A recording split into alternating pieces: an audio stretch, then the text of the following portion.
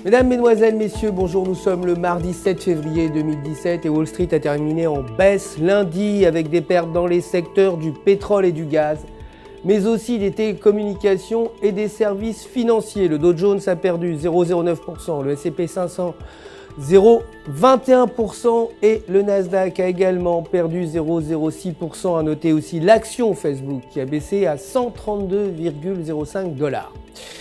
Le dollar américain justement a augmenté lui lundi contre les autres devises majeures alors que l'euro est tombé pas à un plus bas d'une semaine après que le président de la Banque Centrale Européenne Mario Draghi ait minimisé les appels pour réduire son programme de relance. Aujourd'hui, le rapport de l'emploi JOLTS est attendu à 5,5 millions contre 5,56 millions contre 5,52 millions précédemment. Côté matières premières, l'or a terminé en hausse à 1232 $ l'once et le pétrole brut a quant à lui diminué lundi avec les approvisionnements américains excédentaires et les spéculations qui l'ont emporté sur les efforts de l'OPEP pour réduire la production. Sans oublier les tensions croissantes entre les États-Unis et l'Iran, bien sûr. L'euro, quant à lui, a chuté et a clôturé à 1,0721 et techniquement sur le graphique de 4 heures, la paire euro-US dollar évolue sous une ligne de résistance à 1,0815 avec un MACD sous 0 et en se maintenant sous cette résistance, la paire pourrait reculer vers 1,0500. Cependant, si elle arrivait à franchir la résistance, elle pourrait évoluer vers 1,1000.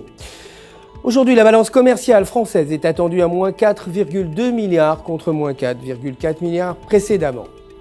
Enfin, la livre sterling a augmenté face au dollar et a terminé à 1,2474 techniquement d'après le graphique horaire. La livre évolue au-dessus d'un support à 1,2415 et en restant au-dessus de ce niveau, la paire pourrait évoluer vers 1,2700 alors qu'un repli sous le support entraînerait la paire vers 1,2200. Aujourd'hui, l'indice des prix de l'immobilier Halifax est attendu à 0,2% contre 1,7% précédemment.